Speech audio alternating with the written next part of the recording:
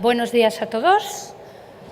En nombre propio, pero entiendo en nombre también de los que formamos la mesa redonda, queremos agradecer a la organización la invitación que nos han hecho para poder estar hoy aquí en esta sesión y en esta mesa redonda de eWater. La mesa redonda tiene como título «Debemos incluir el agua en la economía real». Nos hemos reunido los que formamos parte de la mesa redonda y hemos llegado al acuerdo de que pensábamos que el agua ya estaba en la economía real, pero que seguramente faltaban algunos elementos que hasta ahora no estaban y son los que vamos a intentar nosotros poner sobre la mesa. También nos gustaría, como contexto, y ligado con la mesa anterior, tener en la cabeza la idea de que hablamos de los usos del agua, hablamos del valor de uso en el agua, pero no hablamos de lo que se conoce como el valor del no uso del agua, es decir, el valor delegado, el valor de la propia existencia del agua, el agua que la utilizamos, diríamos, en las generaciones actuales y en las generaciones futuras. Con esto en la cabeza, con esta idea de valor de uso, valor de no uso y de que la economía real seguramente puede utilizar también algún otro tipo de fuente que proviene del agua, vamos a empezar con esta mesa redonda. Nuestra idea es lanzar una pregunta a cada uno de los ponentes y pedirles sobre todo que sean, bueno, lo más dar su respuesta de la manera más resumida posible, porque esto del tiempo siempre nos está apretando y cuando se acabe la primera ronda de preguntas haríamos una segunda ronda si a ustedes les parece bien. Entonces empezaríamos. No sé si se oyen y ya están en marcha. ¿Sí? ¿Puedes hablar? A ver, ¿se oye? ¿Qué? Ah, sí, bueno, bien. si les parece bien y para no perder tiempo... Sí, bien. ¿Sí? Yo ya estoy conectado. Pues vamos a hacer la primera pregunta. Andrés del Campo, como decíamos, presidente de FENACORE. Y la pregunta que le vamos a hacer es ¿cuál es el futuro del regadío a nivel mundial y en el caso de España? Cuando quiera. Bien, muchas gracias. Bueno, acabamos de oír por los ponentes anteriores sobre la necesidad de producir alimentos debido a unos retos que se imponen para la agricultura en el siglo XXI. Primero, una población mundial creciente y segundo, que además ya en 2016 hay más de 800 millones de habitantes por debajo de los umbrales de desnutrición. ¿Qué va a pasar cuando pasemos de 7.200.000 habitantes como hay a 9.300.000 que se calcula en el 2050? La FAO dice claramente que tiene que aumentar la productividad más de un 40% antes del año 2030 y más de un 70%, concretamente habla del 73% así, en el año 2050, que esa cifra es pasado mañana, es muy pronto, con lo cual, y para conseguir esos alimentos, ¿cómo se puede conseguir esto? ¿En base a qué tipo de cultivos? Pues sin duda tendrá que estar basado en la agricultura de regadío, por una razón. Una hectárea de regadío, por ejemplo, en España produce como 5 de secano. Si se aumentase la productividad a base de hectáreas de secano, iría en detrimento de selvas y bosques, con lo cual sería inviable. Con lo cual tendrá que ser un regadío eficiente, un regadío muy tecnificado, porque tenemos que superar un claro reto. Cada día que pasa tenemos menos agua y menos tierra per cápita, con lo cual la base está de ese desarrollo en el regadío y la tecnología, sobre todo la biotecnología. Necesitamos cultivos con menos necesidades hídricas y con menos necesidades de input en general, tanto fertilizantes como fitosanitarios de todo tipo, para poder conseguir esos objetivos.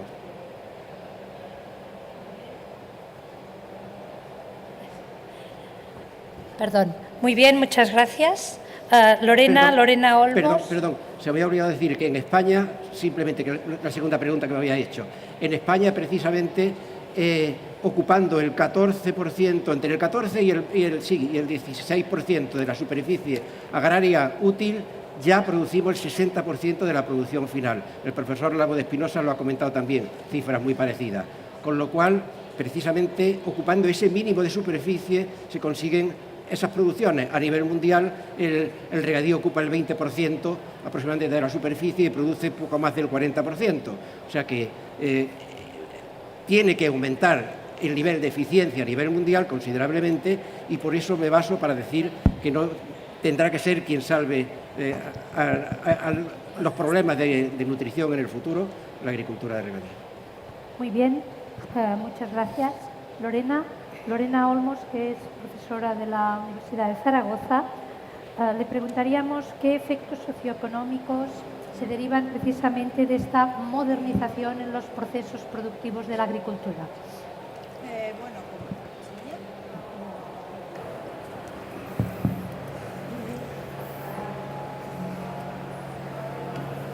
¿Ya?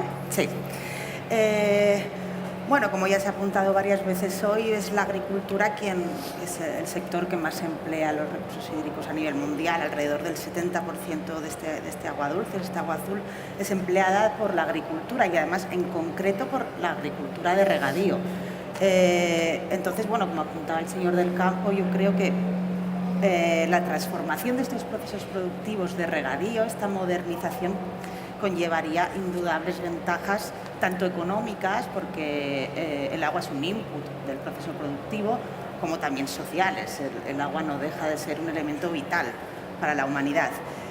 La modernización, por supuesto, además de estas ventajas económicas, aumento de la producción, de la productividad del agua, de la eficiencia y otros inputs como los abonos, los fertilizantes y demás, conlleva indudables ventajas medioambientales, un ahorro muy significativo del agua, una reducción de la salinización de los suelos, en fin, las bondades de la modernización del regadío son más que conocidas.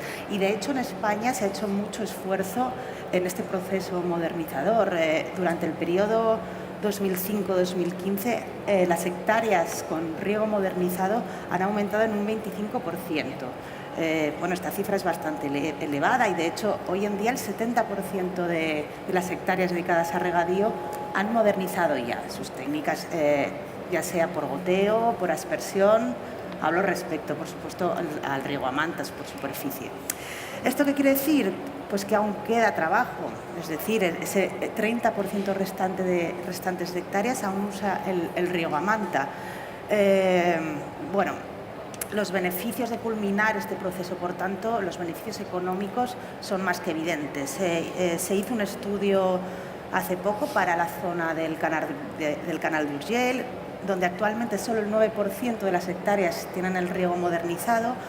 Y bueno, se llegó a unas consecuencias bastante significativas.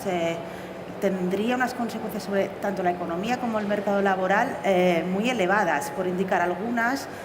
Si se modernizaran el resto de las hectáreas que quedan por modernizar su riego, estaríamos hablando de un aumento en el valor de producción agrícola del 70%.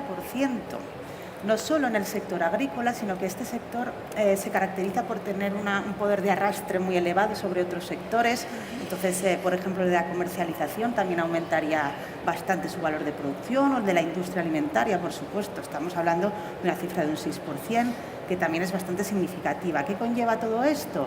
Bueno, pues un aumento del PIB de estas comarcas del canal de Urgell de aproximadamente un 2%, que también es bastante significativo, y un aumento de los empleos en más de 2.000 empleos.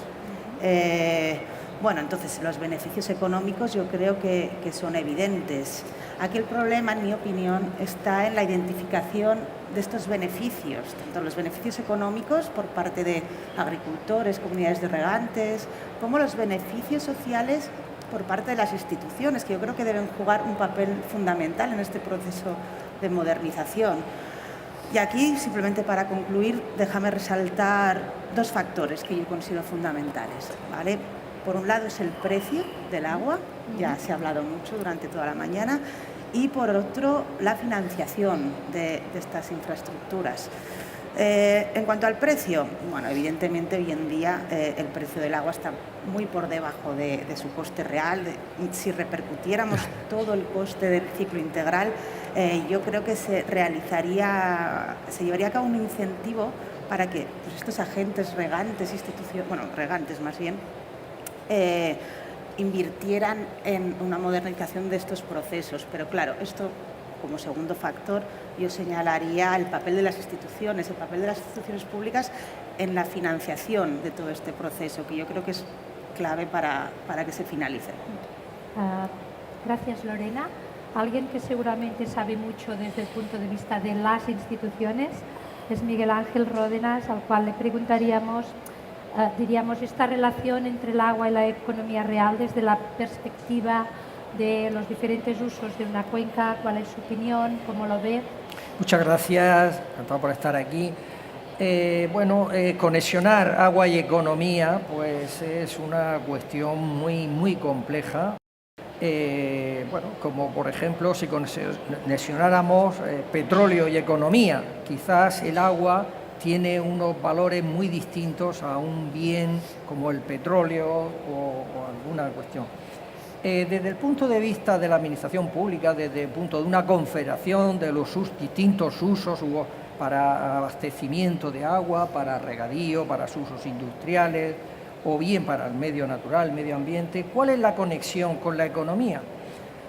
En el caso del medio natural, la restauración de los ríos, pues prácticamente el influjo sobre la economía real pues es muy diluido, porque estas actuaciones sobre el medio, recuperación de los ríos, pues las asumen las administraciones públicas y tiene unas cifras muy tangibles o muy acotadas.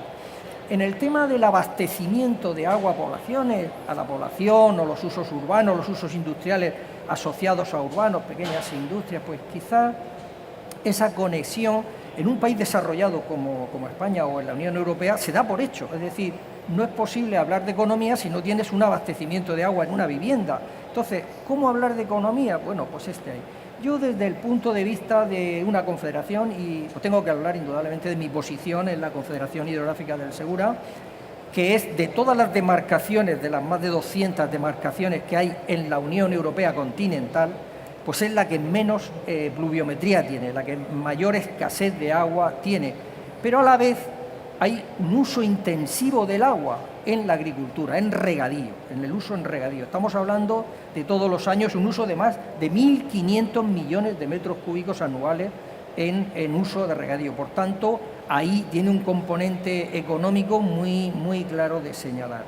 Como digo, por la cultura, por las industrias, la producción, la capacidad de producción de la cuenca del Segura, por las estructuras comerciales y red comercial de todos los consumidores, sobre todo en la Unión Europea, es una potencia hasta el extremo de que es el 4% de España, la cuenca del Segura, el 4% en población y en extensión, pero sin embargo supone el 30% de toda la facturación de frutas y hortalizas de España. Es decir, estamos hablando de un peso de una economía y que en términos de PIB, pues eso es el doble que cualquier otro territorio de España. Si el PIB de la economía agraria es el 3, pues ahí es el 6. Si los puestos de trabajo son el 6, ahí es el 12. Es decir, que en ese punto económico pues sí tengo que insistir. En un valor estrictamente económico, de valor coste del agua, pues yo he hecho unos números precisamente para esta intervención y podemos estar en torno al 5%, es decir, de la facturación final de la actividad puede representar en términos económicos el 5%. Hay mucha casuística, hay riego muy avanzado, hay riego de aguas subterráneas, hay distintas tarifas, pero estaríamos hablando... Pero ese 5% se suple por otras, aunque supone una discriminación con respecto a otros sitios donde pueda haber agua, más agua, no es significativo si tú aportas una mayor calidad al producto, anticipas en los mercados, das unos productos de más calidad. Es decir, no limita la economía del agua la actividad. Lo que realmente limita es la escasez, es decir, la falta de garantía. Una agricultura moderna necesita tener compromisos a largo plazo, comprometerse con los grandes supermercados alemanes, decir, oiga, yo dentro de un año voy a producir tantos kilos de pimiento. Si yo no tengo agua, me falta esa garantía de producción, eso sí hace un daño porque tú pierdes el mercado, ya entra otro cliente. Y en ese punto de vista, esta consideración económica general es lo que yo pretendo un poco dar la respuesta a tu pregunta, Monse. Muy bien. Bueno, diríamos que también, ¿no?, la la Confederación del Segura es una pionera en el uso de aguas regeneradas para la agricultura. Por tanto, intenta paliar, diríamos, este problema, ¿no?, de la garantía con el uso de las aguas reutilizadas. Bueno, desde esta visión más general pasaríamos a una visión un poquito más particular, que sería la que está ligada al abastecimiento, ¿no?, a la idea del agua urbana. En este caso vamos a hacerle una pregunta a Fernando Arlandis del canal de Isabel II, referido a la tarifa, como siempre, ¿no? Esto de la tarifa siempre trae muchas discusiones, y la pregunta que vamos a hacerle es si la tarifa puede acabar siendo una herramienta adecuada, no solo para recaudar lo que haga falta para cubrir estos costes, sino con la idea de conseguir un cambio de comportamiento en el consumidor para que éste tenga un consumo cada vez más eficiente. ¿Cuál es un poco la visión que tenéis y vuestra experiencia en este sentido? Bueno, la verdad es que me llama la atención, Miguel Ángel, que claro, uno de los problemas que tenéis en la cuenca es precisamente la escasez de ese recurso, y además que somos pioneros en ese tema, ¿no?, de ser de menos agua de toda la Unión Europea, ¿no? Bueno, realmente en nuestro país es que es muy importante lo que es la seguridad del suministro, más importante que otros factores, más importante incluso más allá del precio. Es decir, lo que no nos podemos permitir, ninguna comarca, ninguna región, Madrid, Barcelona, es quedarnos sin agua. Quedarnos sin agua es perderlo todo, es perder la industria, quiero decir, ninguna empresa va a soportar un año con restricciones en un país moderno como Europa y con tantos otros problemas de índole estructural, económico, ¿no? Entonces, el agua, el mantener la cantidad de agua es clave. Y hay poquísimas herramientas que podamos emplear para mantener el volumen de agua que necesitamos para todos nuestros servicios, para toda nuestra economía, ¿no? Y uno, muy importante, es la tarifa. No es el único. La información también lo es. La información a los niños, a las personas de cómo se reduce el consumo. Cualquier cantidad de dinero empleada en reducir el consumo va a hacer que nuestra economía, la economía de nuestra región o de nuestra zona, sea más potente. Pensar, por ejemplo, el canal, como ejemplo, teníamos consumos por encima de los 600 hectómetros cúbicos al año. Eso estamos hablando de hace 15 años. Ahora mismo estamos en 500 hectómetros cúbicos. Es decir, hemos conseguido reducir 100 hectómetros cúbicos de consumo. Y me diréis, oye, ¿y esto qué vale? Bueno, pues vamos a ponerlo en precio porque no hay más recurso que el que tenemos. Lo hubiésemos podido conseguir, vamos a decir, desalando agua o tratando agua de muy baja calidad a través de la tecnología que sea, ¿no? Pues ¿cuánto nos hubiese costado esos 100 hectómetros? Pues del orden de 30 millones de euros. Es decir, es 30 millones de euros los que estamos ahorrando todos los años por utilizar herramientas de mercado. ¿Y cuál es la herramienta principal de mercado? Pues es la tarifa. Es decir, ¿y dónde la aplico? Pues nosotros, y la mayor parte de empresas de agua, no quiero decir solo el canal, la estamos aplicando en los tramos altos de consumo. Es decir, tenemos un consumo en bloques, ese consumo en bloques hace que el consumidor que tiene, si se ajusta bien la tarifa, que eso es lo que nosotros pedimos, ¿no? Si se ajusta bien la tarifa, el consumidor que tiene muchos recursos está pagando por ese exceso de consumo, que tiene jardín, que tiene piscina. De tal manera que son esos consumidores los que tienen que sentir la presión de precio para reducir el consumo. En ese sentido, si se hace bien, la tarifa es una herramienta excepcional, como lo es la información y como lo es, por desgracia, la prohibición. Yo recuerdo, hablando con gente de la Europa del Este, con Rusia, que nos decían, no, nosotros no tenemos ese problema. Si tenemos un problema de sobreconsumo, pues cortamos. Claro, eso es lo que no queremos hacer en Europa. Por tanto, hay que utilizar la información y el precio. Y como decías anteriormente también, no solo los bloques, sino muchas veces jugar con las épocas de mayor demanda, ¿no? Exacto. Nosotros sí, también tenemos lo que se conoce como un seasonal fee, que es una tarifa de verano, que solo afecta a bloques altos, es decir, solo afecta a los ricos, que lo que hace es desincentivar en verano el consumo de agua, pues para piscinas, para el riego. Y eso es muy efectivo para que esos consumidores pues tomen medidas, cambien su comportamiento, reutilicen el agua, no rieguen tanto, etcétera, ¿no? Muy bien. Bueno, ya vemos que el agua en la economía real existe, sea vía tarifa, sea vía la producción agrícola, sea de la manera que sea. En todo caso, a ver cómo podemos mejorarlo, ¿no? Muy bien, al señor Andrés del Campo le preguntaría que hemos estado hablando de que necesitamos modernizar, ya se ha modernizado una parte importante del regadío, pero ¿hay limitaciones a la modernización del regadío o hay límites a este regadío modernizado? Bien, por simplificar, destacaría en primer lugar que hasta ahora las modernizaciones de regadío, la transformación de regadío consistía en transformar un sistema de riego de superficie con coste energético casi cero o inapreciable a sistemas de riego de presión que evidentemente conlleva un coste energético. Entonces, el objetivo era fundamentalmente conseguir mayor eficiencia hidráulica en los proyectos que se han hecho hasta ahora, y se ha conseguido, no hay duda, se ha ahorrado agua y se ha utilizado con mayor eficiencia. Pero a partir de ahora, cualquier proyecto de modernización va a tener que contemplar, y tanto monta tanto, el binomio agua-energía. O sea, la energía va a ser factor limitante en la transformación de regadío. De hecho, que incluso en las grandes zonas regables, pues tendrán que producir energía de modo distribuido para autoconsumo, utilizando los recursos naturales de que disponen, bien sea hidráulico si tienen saltos en la zona, bien sea eólico por el viento o bien sea solar, pero tendrán que producir energía para autoconsumo para reducir estos costes. Podemos presumir en España de que somos concretamente el segundo país en el mundo en cuanto a porcentaje de riego localizado. O sea, podemos llevar la cabeza muy bien alta. O sea, de 3.600.000 hectáreas ya hay cerca de 2.1.800.000 y algo de riego localizado. Y solo nos queda, porque también hay un 20 y tantos % de riego de aspersión, y solo nos queda exactamente un 27% aproximadamente de riego de superficie, o sea, por transformar todavía. Con lo cual, y solo nos supera en porcentaje Israel, con la diferencia que Israel tiene poco más de 170 y tantas mil hectáreas de riego localizado y un total de 200 y algo mil, no recuerdo la cifra exacta, pero nosotros ya en valor absoluto tenemos casi 2 millones de hectáreas. Con lo cual, ese esfuerzo evidentemente ha tenido como consecuencia esos costes energéticos que hoy limitan, si no se cambia el sistema tarifario en nuestro país, limitan la sostenibilidad de algunos de estos regadíos. También otra limitación importante que quiero destacar para los países de clima árido y semiárido, como es precisamente el nuestro, son esas obras de regulación que ahora parece que están pasadas de moda.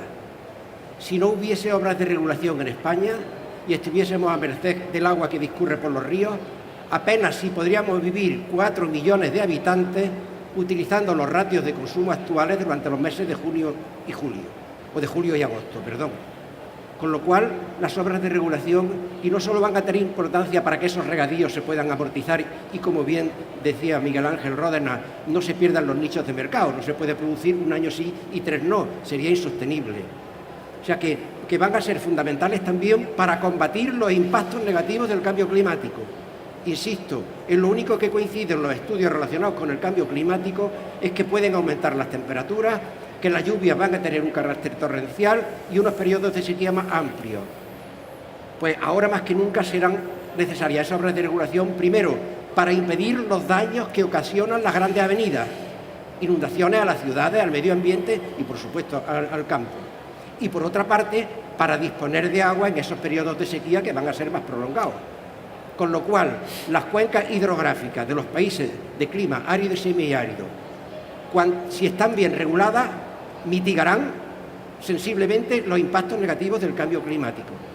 Yo digo de broma, aunque tengamos que pintarlo de verde, la tecnología hoy permite mitigar los impactos negativos de cualquier obra de regulación, pero que no se nos pueda olvidar que gracias a las obras de regulación, por ejemplo, el profesor que hablaba esta mañana de California, pues es quizás la región que tiene más robustez ante la sequía.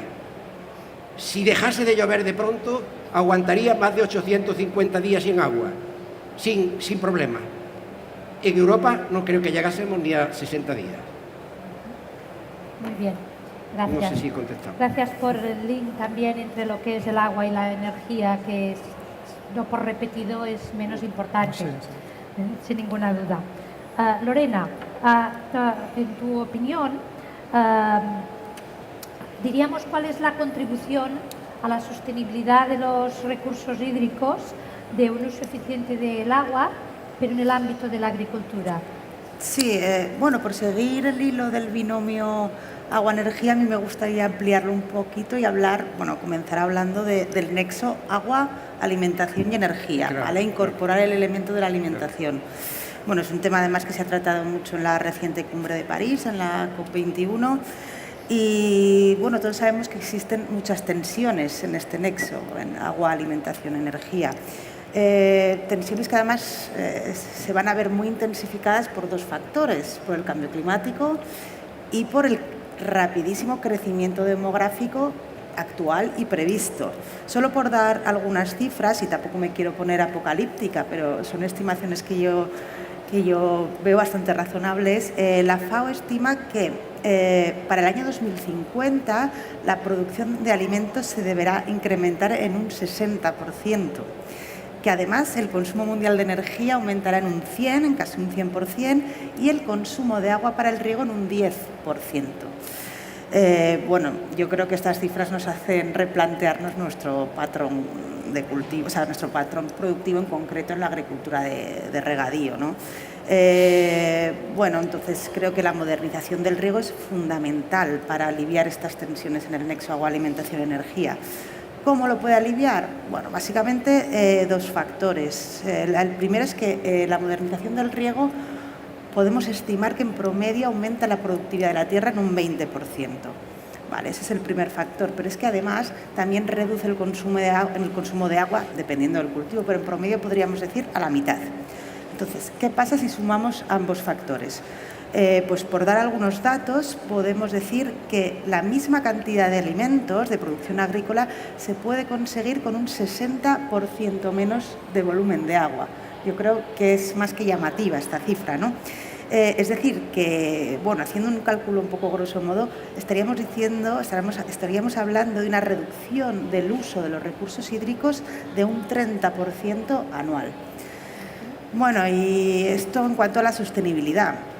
¿Cómo afecta esto directamente a la humanidad, a la población? Bueno, pues también en base a estas cifras podríamos decir que la población en riesgo de pobreza disminuiría en un 20% para una proyección para el año 2050.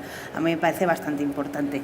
El tema de la energía también lo es. Yo creo que los avances de la tecnología son bastante compatibles con que ese aumento de energía requerido, sobre todo por el sistema por goteo y demás, podría haberse compensado tranquilamente con ese uso de las energías renovables que además pueden provenir de la misma infraestructura de riego, saltos de agua, energía solar en tierras no cultivables. Entonces, bueno, ya tendríamos de alguna manera, solo con esta herramienta de la modernización del regadío, pues aliviado de alguna manera estas tensiones del nexo agua, alimentación, energía. Muy bien. Bueno, parece que también por algunas cosas que he leído, parece que los cambios de dieta también son algunos de los elementos que podríamos tener en cuenta en todo esto. Sí, es un factor a tener en cuenta. Pero también. igual es otra discusión, ¿no? Gracias. Miguel Ángel, diríamos desde esta perspectiva que tienes de una cuenca que tiene seguramente a veces muchos problemas a la hora de la gobernanza, tienes muchos stakeholders, mucha gente que se tiene que poner de acuerdo, todo el mundo quiere su parte de agua y diríamos que me imagino que no es algo fácil, ¿no? La gobernanza de una cuenca. A tu parecer, ¿qué herramientas de gobernanza del agua podríamos añadir, podríamos mejorar o podríamos incluir para intentar mejorar, diríamos, el efecto de la inclusión o tener en cuenta el agua en la economía real? Sí, efectivamente, si el problema es la disponibilidad de agua en la economía, más que el problema, pues las medidas de gobernanza atacando esa disponibilidad, mejorando la disponibilidad, es el camino adecuado. Yo citaría, en primer lugar, la planificación hidrológica, una planificación estratégica a medio o largo plazo que permita pues hacer una visualización de las demandas, a la vez con respeto, por supuesto, en un entorno de respeto al medio ambiente, evitando problemas de sobreexplotación de acuíferos, de contaminación y tal. Y esa planificación estratégica, por supuesto, a nivel de cuenca, porque la planificación al final es un método racional para alcanzar el interés general. Y el interés general se alcanza cuanto mayor es el ámbito de aplicación, es decir, a nivel de cuenca o incluso a nivel de demarcaciones superiores, seríamos esa gestión. Bien. Nuestro plan hidrológico de Cuenca establece una disponibilidad natural de 330 metros cúbicos por habitante y año. Las Naciones Unidas establecen que para que un territorio tenga un desarrollo normal en todos los usos necesita 1.000 metros cúbicos por habitante y año. Es decir, nos encontramos de una disposición natural 330 a un objetivo de planificación que en nuestro caso son 920, es decir, algo por debajo de 1.000. ¿Cómo llegamos de una cifra a la otra? ¿Cuál es el reto? Por supuesto, las obras hidráulicas, o sea, el tema de disposición de embalse, un buen sistema de infraestructura, porque cuando a un enfermo le duele la cabeza, pues se toma una aspirina, pero cuando la enfermedad es muy grave, el déficit es muy estricto y las condiciones son de subsistencia, realmente hay que ir a la cirugía, es decir, construcción de embalses, que ya casi todos están construidos en nuestra cuenca, y sobre todo un sistema muy flexible de explotación. Nosotros en la cuenca del Segura tenemos un sistema de canales de post-trasvase, canales que permiten abastecer demandas con distintos orígenes. Eso da una gran robustez. El usuario a veces no sabe de dónde viene el agua, pero tiene su agua y eso añade una gran garantía al sistema. La eficiencia hídrica, fundamental. Hemos dicho de mejora de regadíos, disminución de pérdidas, control, medición, tarifas, todas estas cuestiones añaden. Y por supuesto la reutilización, mercados de agua, son cuestiones. La transferencia de otras cuencas. En el caso de la cuenca del Segura tenemos un trasvase que todos conocemos, el trasvase Tajo Segura, que es absolutamente fundamental para mantener la vida en la cuenca del Segura. Y luego yo haría una mención especial a lo que se llama hoy día los recursos no convencionales, que también están llamados a jugar un papel importantísimo. Estamos hablando de desalación de agua de mar y de reutilización. En cuanto a la desalación, se ha hablado, es un sistema caro en términos económicos y en términos de energía. Es un sistema difícil, hay que saber desalar muy bien, pero da ayuda en momentos de sequía. El agua más cara es la que no existe, es decir, puede ser muy cara, pero es preferible tener algo caro que no tener nada. Por tanto, es un medio económico. Se están desalando en la cuenca del Segura 200 millones de metros cúbicos de agua. Posiblemente sea uno de los mayores volúmenes de agua del mundo, o sea, a nivel de instalaciones. Y la reutilización también con un valor de 100 millones de metros cúbicos de reutilización. Yo profesionalmente me he dedicado mi vida al saneamiento en la región de Murcia y allí se construyó en 10 años un plan general de regeneración y reutilización de aguas residuales, que, como digo, ha permitido recuperar 100 millones de metros cúbicos.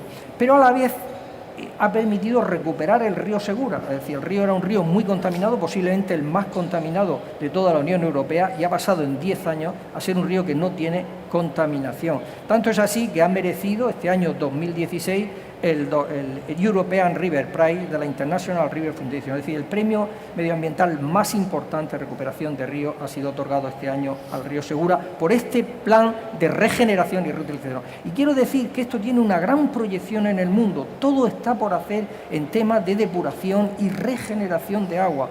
En América Latina hay unos grandes problemas, grandes ciudades, Sao Paulo, Buenos Aires, a nivel mundial, Nueva Delhi, el río Yamuna, el río Ganges, o sea, hay grandes, y son políticas que son aceptadas por todo el mundo, es un agua segura, las ciudades están ahí, producen un gran caudal, hay que aprovechar esa fuente que además tiene un gran beneficio, que es como digo, la recuperación ambiental de los ríos. Son dos grandes beneficios, tener más agua y tener ríos, medio ambiente recuperado.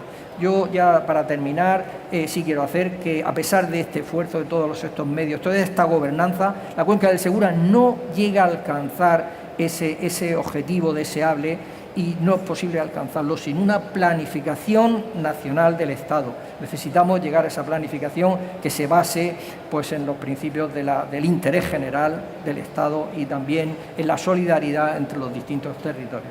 Y es un poco la visión de la Confederación Asturiana. Muy bien.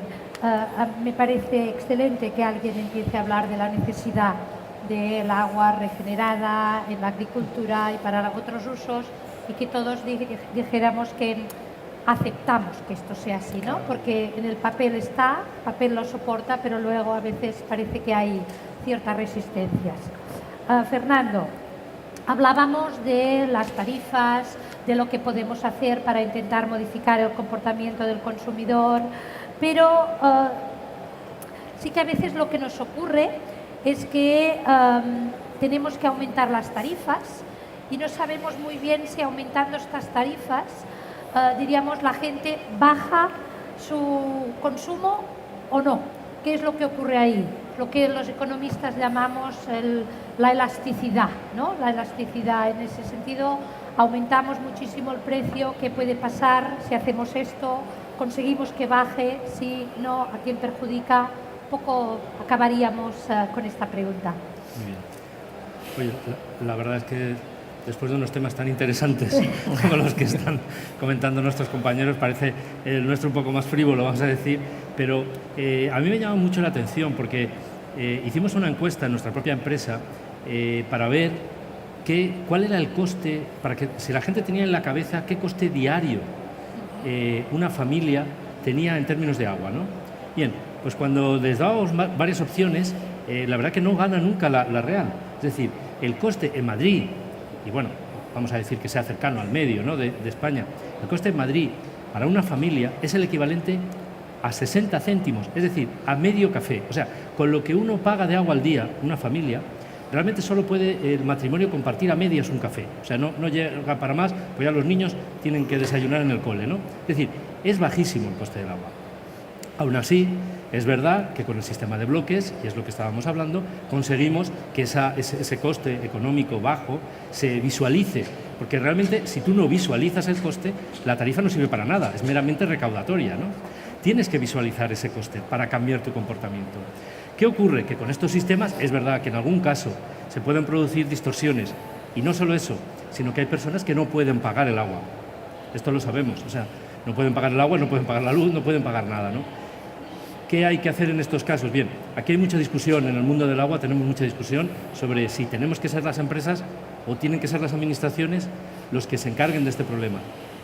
En Madrid, bueno, en Madrid lo hemos solucionado a través, vamos a decir, de la empresa, que aplica unas tarifas que son reducidísimas para las personas que llamamos de exclusión social, es decir, aquellas que reciben la renta mínima de inserción, tienen problemas económicos, tienen un coste del agua que no supera los 4 euros, incluido el IVA, al mes. Este es el coste que tiene en Madrid, por ejemplo, el agua para las, vamos a decir, familias pobres. Aún así, también está el criterio, esto, digamos, ¿no?, es un criterio que aplican prácticamente todas las empresas, que es no cortar el agua por motivos económicos. Es decir, aunque oficialmente en nuestras órdenes o en nuestra regulación pues bien indicado que hay que cortar, esto cuando sabemos que la empresa, que la familia tiene problemas realmente económicos, se procura no cortar. En el caso de Madrid, desde hace un año, desde luego, el 100% no se corta el agua cuando es por problemas económicos. Lo que hay que hacer es establecer, entiendo, tarifas, sean de parte de las empresas de agua, sean por parte de la Administración, para que las personas en riesgo de exclusión pues puedan vivir sin tener problemas. Hoy venía en el periódico, he leído que una mujer aquí en Barcelona había muerto en un incendio porque le habían cortado la luz y solo tenía una vela, se le había incendiado la casa, ¿no? Este tipo de cosas en un país como el nuestro, en un país europeo, esto no puede ocurrir, ¿no? Y lo que tenemos que hacer es establecer los mecanismos que yo, al menos en Madrid, entiendo que sí los tenemos establecidos para que no ocurra. Y bueno, no tengo mucho más que decir. Muy bien. Nos dicen que se ha agotado nuestro tiempo. Les agradecemos muchísimo pues, a todos ustedes por su participación y a los que están sentados aquí por la paciencia en habernos escuchado a esta hora que seguramente ya todo el mundo tiene hambre. Muy bien.